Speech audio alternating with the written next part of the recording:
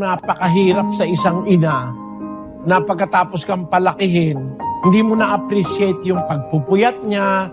Nung bata ka pa, pinapadedik ka, tinuturuan ka lumakad, tinuturuan ka ng lahat ng bagay, nagpupuyat pag may sakit ka, di natutulog, binabantayan ka, etc. etc.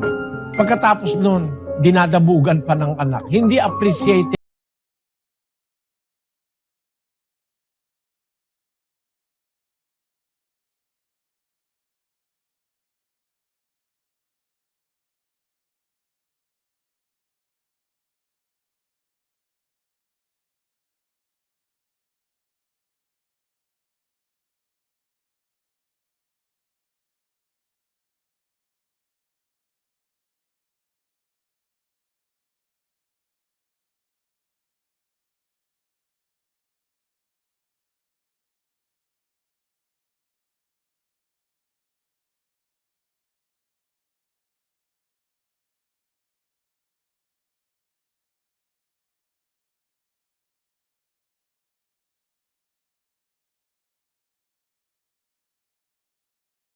Kapatid, at siguro para ma-appreciate ng mga tao yung kabutihan, dapat makapakinig ng salita ng Diyos.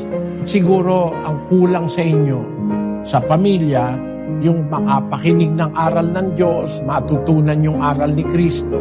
Kasi pag natutunan mo yung aral ni Kristo, magiging mapagpasalamat ka. Magiging grateful ka. Kaya huwag ka nang maghinagpis, bahala na ang Diyos sa'yo. Kasi ginagawa mo yung tungkulin mo sa pamilya to the best of your ability. Lahat ng magagawa mo, ginawa mo. Na-appreciate nila, hindi nila na-appreciate. Salamat sa Diyos. Nagawa mo ang tungkulin bilang ina.